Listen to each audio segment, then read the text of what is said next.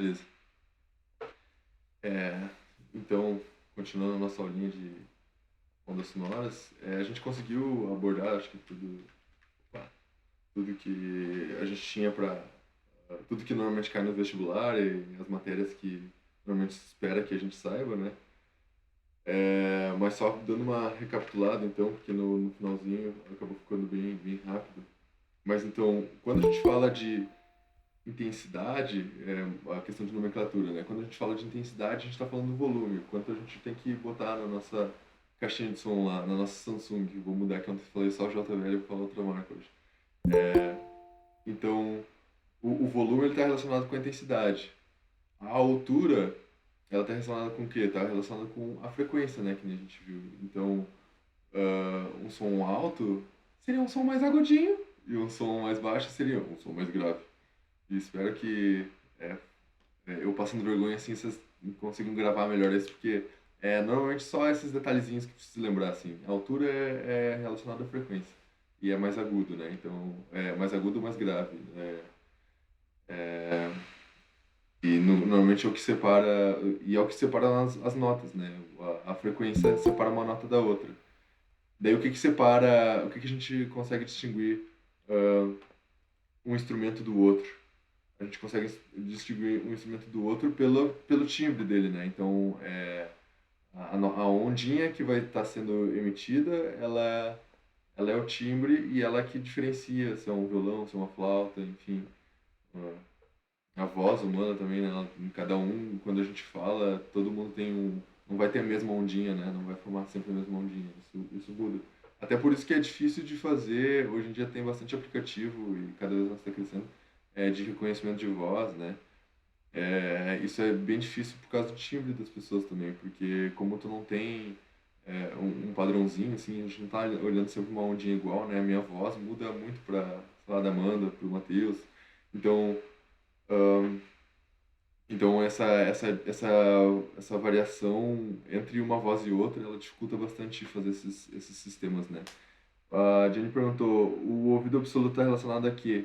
O ouvido absoluto está relacionado a percepção da frequência, né? Então, o que que dizem é que quem tem o ouvido absoluto, assim como a gente consegue enxergar a cor, ou enxergar as coisas à nossa volta, a gente não precisa pensar, isso é amarelo, e daí nosso cérebro vai falar, não, isso é amarelo. Tu bate o olho, instantaneamente o teu cérebro já faz essa tradução automática, né? Amarelo, verde, vermelho, sei lá, ou quando a gente está conversando, né? A gente não precisa ficar pensando muito.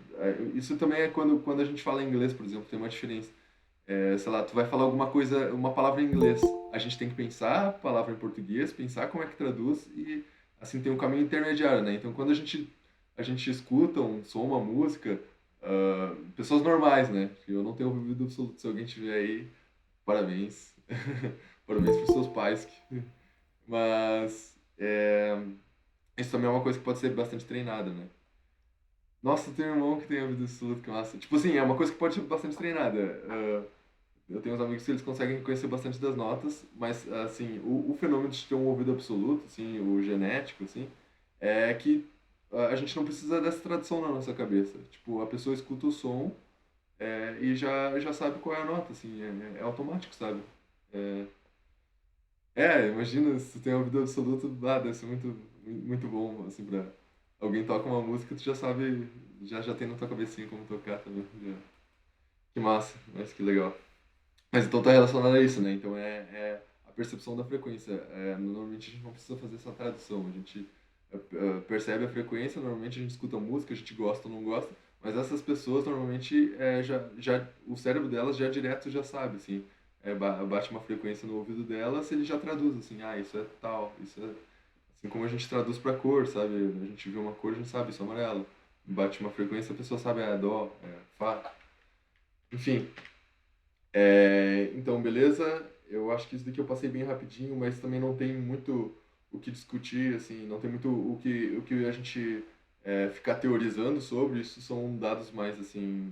É importante ter uma noção das grandezas, só porque pode cair na prova, dependendo dificilmente vai cair assim, exatamente quanto o ouvido humano escuta, mas assim, pode ser que caia numa região assim, o ouvido escuta entre alguma frequência. Daí se tu sabe mais ou menos quanto é que é, tu consegue chutar pelo menos. Então o ouvido humano a gente escuta entre 20 e 20 kHz, né? Só lembrando isso. A gente pode ver que os gatos, cachorros, eles conseguem escutar mais. O golfinho, o morcego, que se comunicam nessa frequência, né? Eles escutam bem mais, então. Então, beleza. Daí a velocidade da propagação, então a velocidade que o nosso som vai viajar no meio. É, Ontem eu acho que até tinha comentado que isso pode variar a frequência, tipo, tu pode ouvir mais baixo ou mais alto ou mais baixo, né? Tipo, mais agudo ou mais grave. Mas isso, na verdade, eu tava dando uma olhada hoje, tipo, eu vi a teoria por trás disso e não é verdade, tá? Então, só o que que acontece? A frequência que as coisas estão se mexendo, elas podem ela não varia, porque isso depende da fonte. Então, se a gente empurrar o ar numa certa frequência e, por exemplo, se fizer isso a mesma coisa dentro da água, tipo, a frequência vai ser a mesma, sempre a mesma. O que que muda é a velocidade de propagação, ou seja, a velocidade que vai demorar para tu, sei lá, se tu tá do outro lado da piscina, tu conseguir escutar, né? No, na água é mais rápido, então se tu estiver no outro lado da piscina, provavelmente tu vai ouvir bem mais rápido do que, sei lá, se tu estiver do lado de fora da piscina, tu e teu amigo falando um pro outro. Só que, claro, como é muito rápido, a gente também não vai sentir essa diferença muito na prática, assim. Mas talvez alguém já tenha tido essa experiência, nossa, parece que dentro da água parece que o som é mais rápido, porque é mesmo. Beleza. Então vamos fazer só um exercíciozinho para firmar esses conceitos. Exercício 2 e não tem um. Já achei meu primeiro ponto de arrumar os slides. Eu tinha botado outro, mas eu achei melhor tirar aquele porque pode confundir. É, Então, quais as características da onda sonora, das ondas sonoras, né? Vamos letra por letra. A intensidade sonora está relacionada com o volume. Isso foi até uma pergunta que eu acho que a Jenny fez ontem. E aí, está relacionado com o volume ou não tá?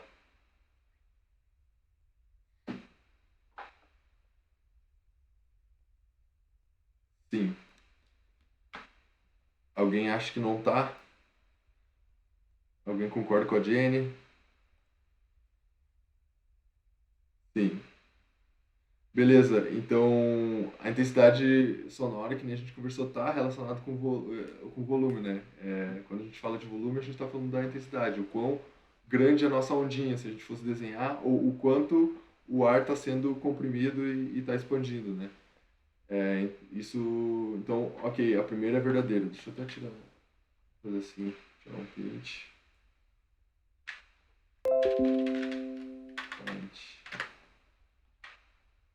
Fazendo assim,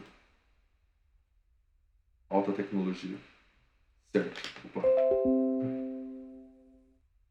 Isso é isso. Não, certo. O cara com toque nos pincel, né? Aí é complicado. Tá, você entender. Então, beleza, está certo. O som alto é um som agudo. E é de alta frequência. Isso aí é verdade ou é mentira?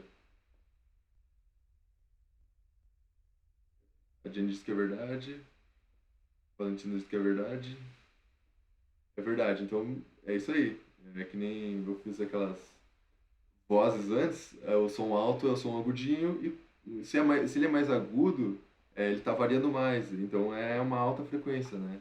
Então, alto a gente pode sempre relacionar alto com alta frequência. Então, beleza, esse é certo também. Enquanto isso, vou mudar aqui em pincel. É, a característica que permite distinguir sons de fontes distintas, mesmo que emitam ondas sonoras da mesma intensidade e frequência, é o timbre. É verdade ou mentira?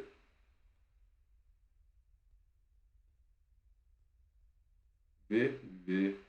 Isso aqui também é verdade, né? Que nem a gente estava falando, é, o que diferencia um violão de uma flauta é o timbre, né?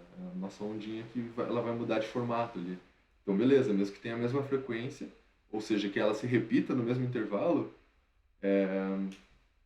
o timbre, se o timbre for diferente, a gente percebe que não é a mesma fonte, né? Beleza. Quanto maior a frequência do som produzido por uma fonte, mais grave o som será. Verdade ou mentira?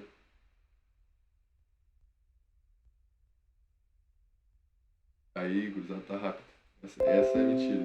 Opa, vai botar verde mesmo. Beleza. E daí, essa questão eu trouxe até porque tinha esse ponto aqui, que nem eu sabia, mas a gente pode. É o contrário da BE, não deixa de ser a maior frequência de som produzida por uma garrafa. É, que, que fala agudo e grave, né? É verdade, é verdade. Se tu marcou certo numa, tu já tem um bom chute aqui, porque ela tem que ser. Ela não pode estar as duas certas. Beleza, e daí eu trouxe também, porque essa aí que ela traz uma informação nova, que o limiar da dor para o ouvido humano é de 120 decibéis. O que isso significa? Se a gente for lembrar, a gente consegue começar a perceber o som, escutar, a partir de 10 na menos 12. E quando a gente fez 10 na menos 12, ou seja, a gente tem 12 casas depois da vírgula. Então, 0,00000.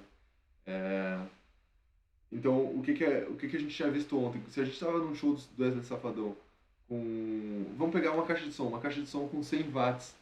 A gente viu que se a gente tiver uns 3 metros dessa caixa de som a 100 watts, isso dá 0,88, né, mais ou menos. 0,88 decibel. Não, 0,88 watt. Em decibéis, vamos ver quanto é que ficava aqui, vamos voltar para a nossa apresentação.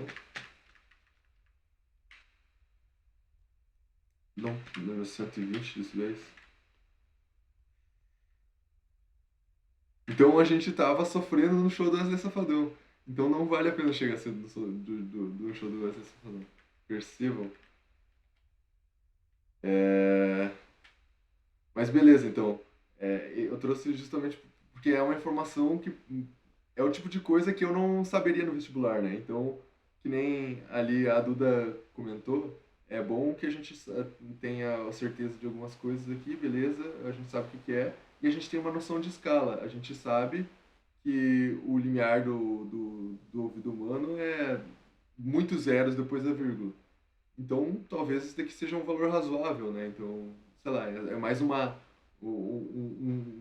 conselho para chutes, né? Quem é bom de decorar, já decora esse número, 120 decibéis, 10 na menos 12, e é isso aí. Daí a gente já sabe. Daí é 10 da menos 12 watt por metro quadrado, né? São unidades diferentes, né? É bom lembrar isso. É, Beleza, então vamos para a aula de hoje. Isso daqui era só para a gente terminar o nosso assunto de ondas sonoras. Opa,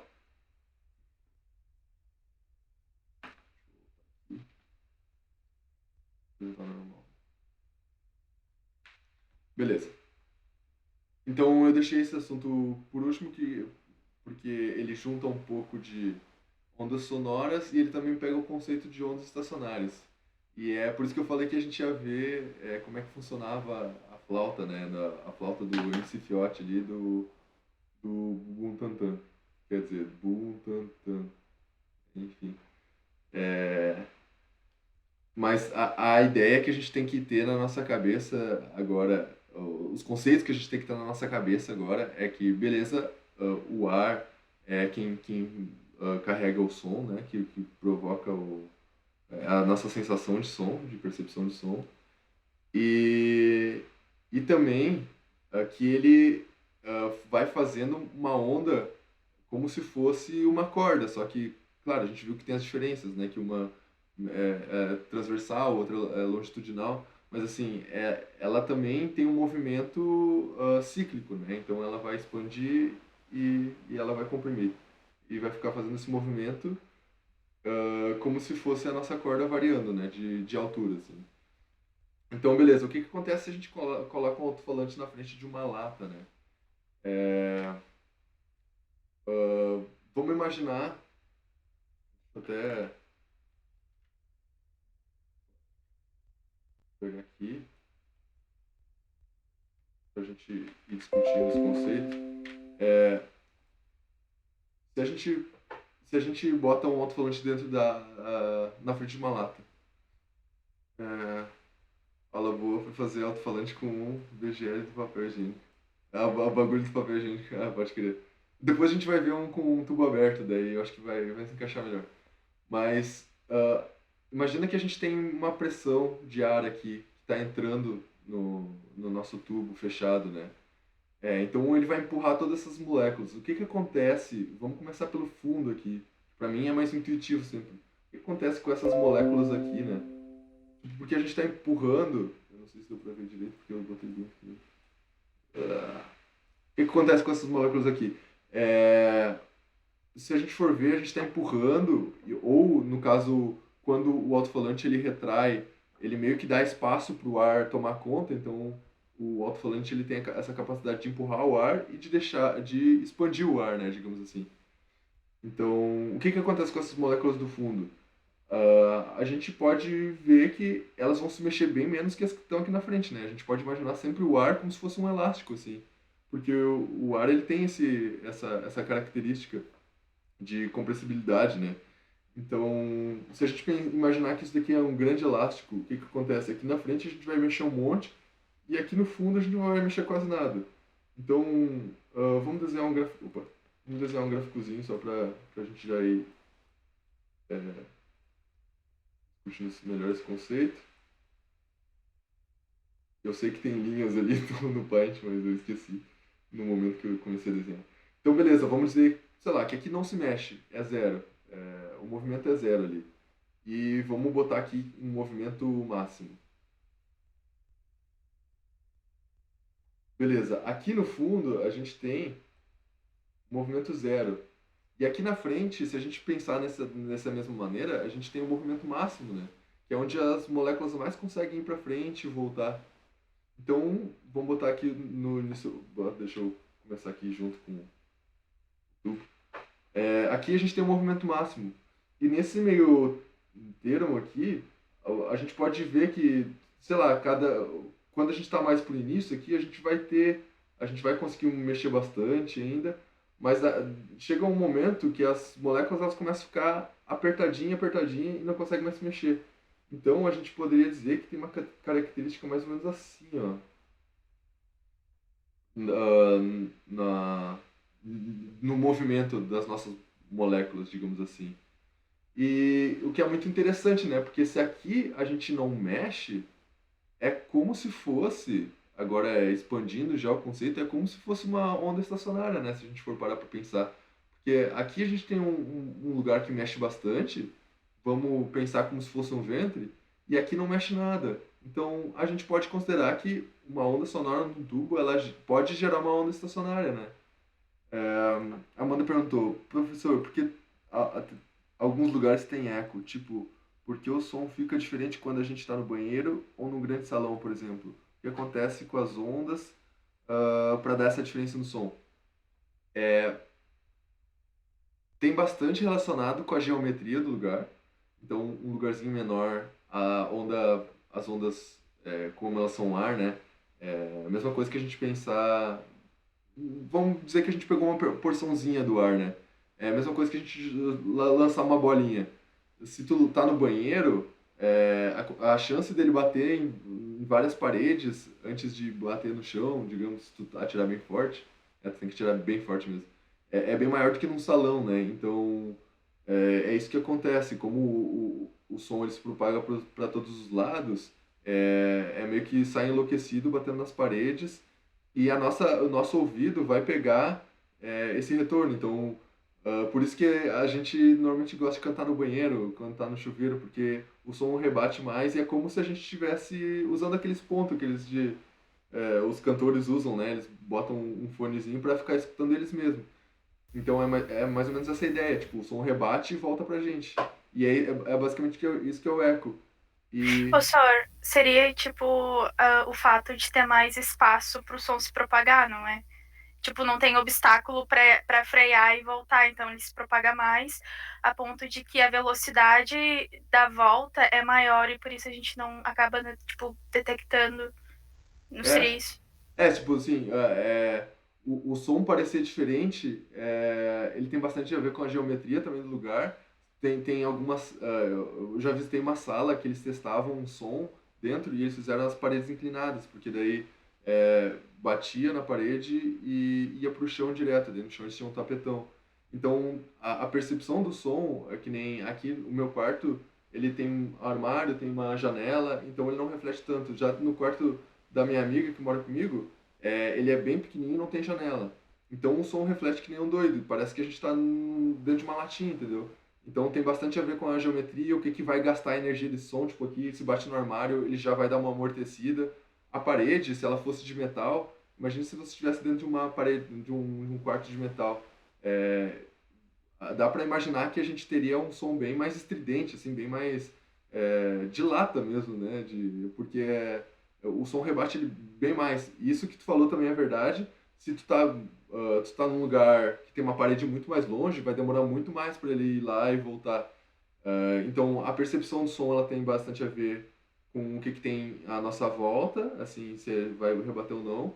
E também, como foi comentado, se tu tiver num lugar mais amplo, é mais difícil de ouvir eco justamente por isso, porque tu vai ter uma parede muito mais longe, né? Então, muito bem colocado. O alto-falante estourar pode ter algo a ver com as ondas ou é só questão do eletrônico mesmo?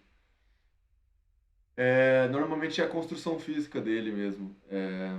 Pensa que o alto-falante ele é projetado para entregar uma certa potência.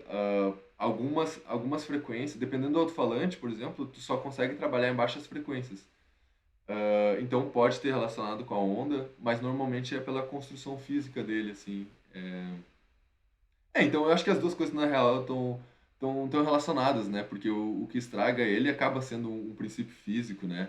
Mas mas é mais relacionado à limitação dele, porque ele é um conezinho de papel, né? Então às vezes acontece até de rasgar alguma coisa assim, porque ele se mexeu rápido demais. Então de certa forma tem a ver com a onda, assim, tipo, se tu botar tu pega um subwoofer, aquelas caixonas que fazem um som gravezão, assim, e tu bota um som bem agudinho. Primeiro que eu não sei se elas vão deixar, porque normalmente eles têm um filtro, assim, pra impedir que a gente faça essa cagada, né?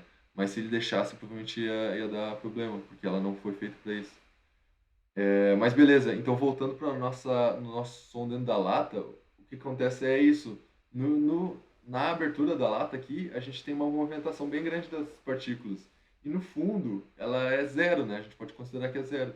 Então, beleza, a gente pode considerar que isso é como se fosse uma onda estacionária, que é o nosso caso da corda. Eu trouxe uma inovaçãozinha aqui que daí dá para ver melhor.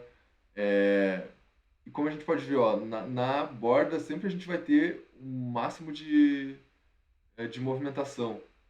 Aqui a gente tem pressão na parte de cima, então a gente não precisa considerar isso muito nesse momento. É só olhar para a movimentação das partículas aqui. Mas o que acontece? Na borda a gente sempre vai ter bastante movimentação, um ponto de máximo, um mínimo, seria o nosso ventre, né? No fundo a gente sempre vai ter um ponto de mínima movimentação. E aqui no meio, dependendo de como tu botar, digamos que a gente deu dois gritinhos. Os dois gritos eles vão entrar no cano ali, vão entrar na nossa lata, e pode ser que eles tenham uma frequência exata para que eles fiquem ressoando, como se fosse a corda, né? Que nem a gente viu, não é qualquer frequência que consegue fazer esse efeito. Tem que ser uma frequência exata que dá certinho no tamanho da lata. Então, beleza, a gente pode ter o mesmo efeito de ondas estacionárias dentro de uma lata, por exemplo, com um ar. Então a gente vê que não é só uma coisa restrita a cordas, né? É uma coisa. Ondas estacionárias elas se aplicam em outros momentos também. Então, beleza, aqui seriam as nomenclaturas. Nesse caso, a gente tem uma mudança na nomenclatura. A gente tinha é, estabelecido que, por exemplo, na corda, cada ventre, o número de ventos indica o número de harmônicos. Nesse caso de lata fechada para tubos, alguém convencionou, porque isso tudo, no final, alguém tem que dar um nome, né? Alguém convencionou que, não, uma partezinha da onda já pode ser chamada de um harmônico.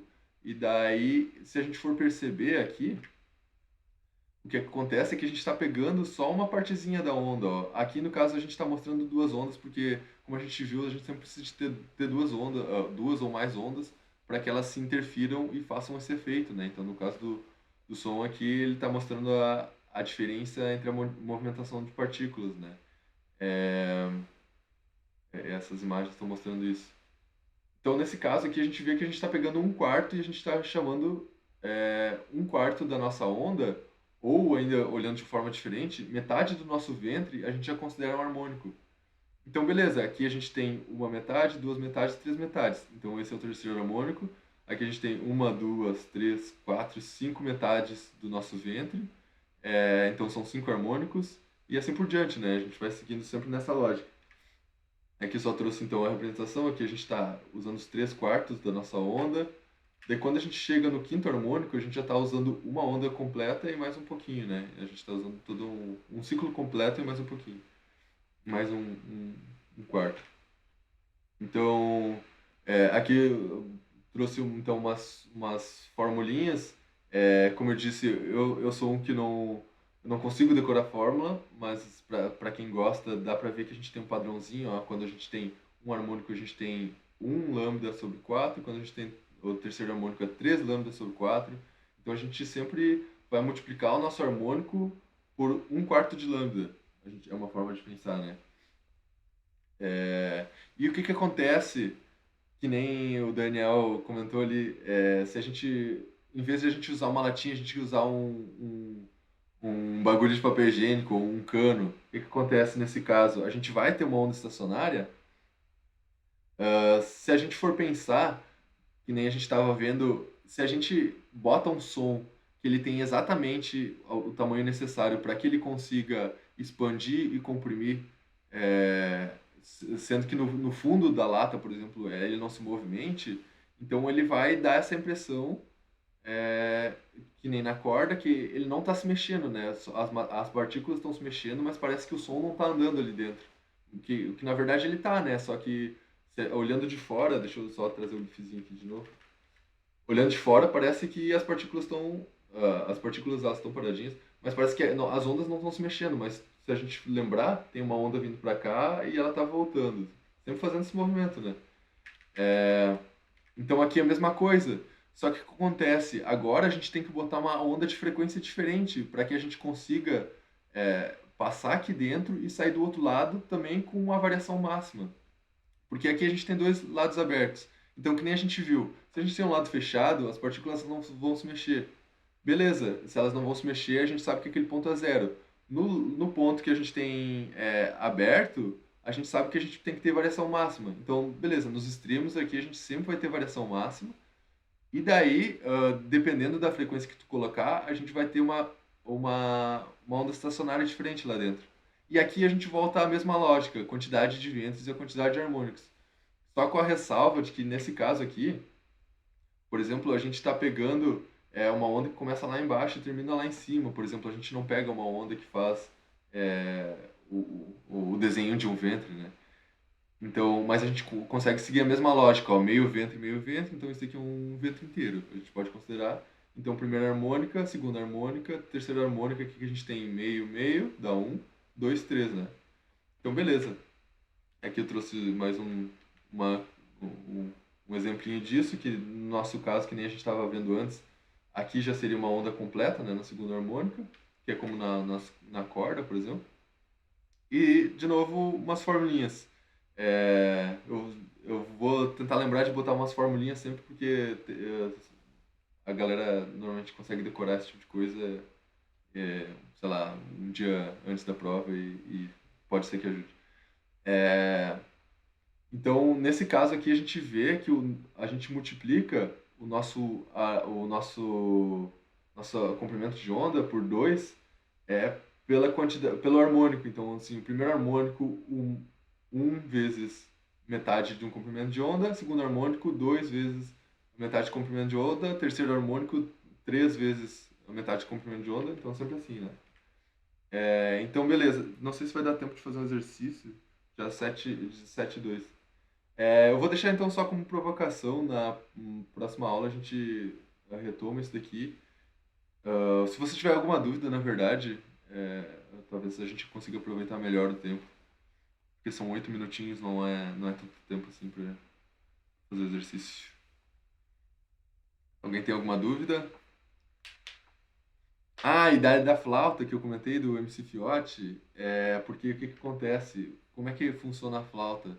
É, o que que aconteceria se a gente não tivesse digamos, tem um buraquinho lá no início da flauta, né? Perto de onde a gente já sobra tem tipo um quadradinho assim que entra, que tem uma rampinha. Aquilo lá, tá, beleza. Então, antes de falar Opa, não! Não acredito, dei spoiler da resposta. Sou muito ruim.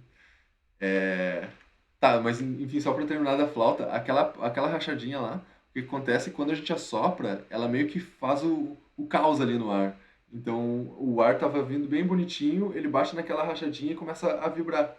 E daí só vai sobrar lá dentro da flauta as harmônicas certinho, sabe?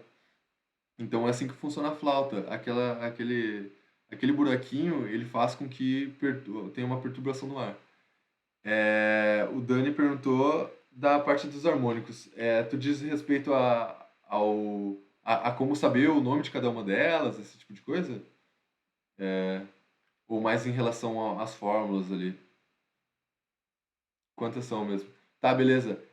Como nesse caso aqui a gente tem essa restrição de que a gente sempre tem que ter um lado da lata aberta, no lado que a lata está aberta a variação máxima, e no lado que a lata está fechada a variação mínima, isso meio que já trava a nossa nomenclatura anterior, que a gente sempre falava que um ventre, tipo, mínimo até o outro mínimo, ou, sei lá, do mínimo até uma parte, é uma... Opa, por exemplo, se a gente tivesse em 0 e 0 e chegasse no outro zero na corda, de um nó até outro, a gente chamaria de harmônica. Nesse caso aqui, a gente não tem como fazer isso. Então foi meio que arbitrado mesmo. Alguém definiu que em latas, em tubos fechados, a gente considera que esse segmento aqui, uma metade de um ventre, é chamado de harmônico. E daí o que que acontece é que a gente sempre tem que ter variação máxima e variação mínima. Então a gente nunca vai conseguir ter números pares, ó, se a gente for reparar. A gente sempre vai ter que ter números ímpares de harmônicos, porque a gente sempre tem que acabar aqui a nossa ondinha com a boca aberta e lá no fundo ela tem que estar fechadinha, sabe? Então, se fosse uma onda par, por exemplo, ela teria que terminar no zero aqui, por exemplo. Não sei se era mais ou menos essa dúvida, ou era mais relacionado ao comprimento de onda, esse tipo de coisa. Porque daí, o comprimento de onda, nesse caso, a gente, de novo, faz aquela consideração, né, que uma onda completa, ela é a Terra começar a repetir o ciclo de novo. Então, nesse caso, a gente está em zero, digamos aqui que no meio é zero, e descendo. A gente está descendo, aqui a gente passou por zero de novo, mas está subindo. Então, é um momento diferente da onda. Só quando a gente chega no mesmo momento de onda, digamos assim, quando a gente fechou um ciclo ali, que a gente pode considerar que a nossa onda está completa, né? Então, nesse caso aqui, a gente tem que uma partezinha dela só está dentro da lata, que é um quarto. Então a gente sabe que no primeiro harmônico, para a gente ter o primeiro harmônico, a gente tem que ter um quarto de lambda, que lambda é o nosso comprimento de onda completo, né? Lambda a gente sempre chama tudo isso daqui. Então um quarto de lambda dá o primeiro harmônico, 3 quartos de lambda, que nesse caso a gente está usando 3 quartos de lambda, dá o terceiro harmônico. E se a gente for ver nas formulinhas, é isso que ela nos mostra, né? É, Oi, ô, Sara, olha só. tá. O lambda, ele vai alterar conforme a frequência, tipo, conforme vai entrando a onda dentro do tubo. Essa harmônica, ela vai mudando, ou tipo... É que eu não sei se tu chegou a falar isso, se chegou a falar, eu Tá. acho que eu não cheguei a pegar. Por exemplo, a gente tem a onda entrando, certo? Uhum. A princípio, ela vai ser igual, ela vai alterando daí a frequência dela dentro. Não, acho que a maneira mais fácil é pensar um som constante, assim, uma frequência constante. Então, a gente, botou um alto-falante ali na frente e a gente fez um som, e daí o que que acontece é que essa onda, esse efeito só vai acontecer se a frequência for constante, né? Ou seja, tipo assim, eu acho que aqui na parte dos harmônicos é mais fácil de mostrar.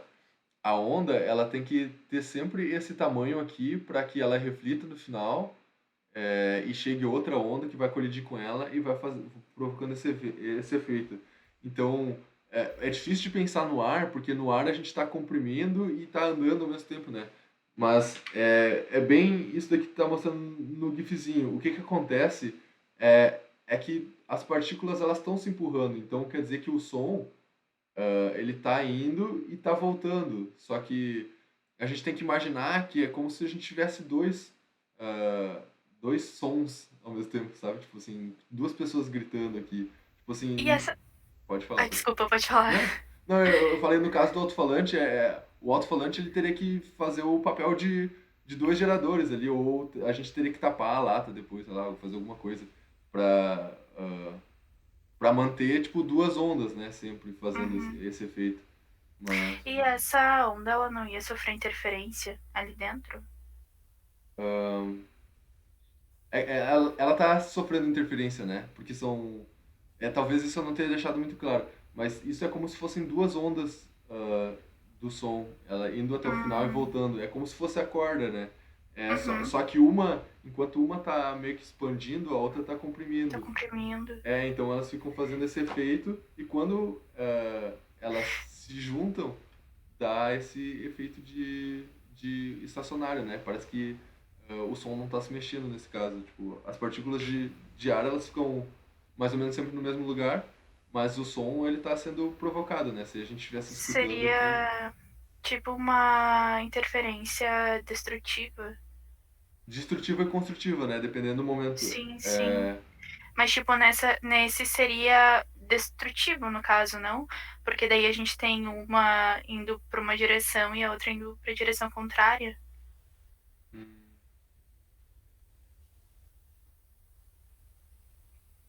É que, se tu for pensar, aqui a gente teria dois momentos, né? Esse momento que a onda está bem aberta e o momento Uhum, que ela como se ela tivesse assim, né, retinha, indo. uhum. Então tem Tipo, a sensação que a gente tem é que ela tá reta, mas na verdade é, ela tá se movimentando. exatamente, tipo assim, Uhum, tem um momento que o ar não vai se mexer, então se a gente, sei lá, é que quando a gente tava falando de corda era mais fácil, a gente pode falar tirar uma foto, mas se a gente tivesse ouvido só naquele milissegundinho ali, provavelmente a gente não ia ouvir nada, porque não tem movimento, sabe? Não tá mexendo uhum. nada, porque uma tá cancelando a outra. Então, sim, em alguns momentos elas vão se cancelar, mas em alguns momentos elas vão se somar, digamos assim, porque Entendi. uma tá meio que expandindo e a outra tá comprimindo do lado dela. Então, tipo, meio que vai dar um efeito de. Uma vai estar Tipo, puxando e a outra tá empurrando, sabe? aham. Uma vai ajudar a outra. Não é uma. Tipo, não é constante, porque. Ah, enfim, eu entendi. Eu não vou Tranquilo. incomodar mais. Não, tranquilo. Qualquer dúvida. Eu não sei também se eu expliquei se era bem essa tua dúvida. Qualquer coisa, podem ir mandando no chat. Vou liberar vocês que vocês têm mais uma aulinha agora, né? Então, por hoje é isso. Semana que vem a gente continua fazendo exercíciozinho. Eu já dei spoiler, espero que vocês não lembrem. Ô, Sora, olha só, eu posso te mandar uma questão depois? Pode, claro. Só pra tirar uma dúvida? Claro, claro. Tá bom, então. Obrigada, boa noite. Boa noite. Boa noite, pessoal. Qualquer coisa podem me mandar no WhatsApp ali. Vou ajudando à medida do possível. Beijos e abraços.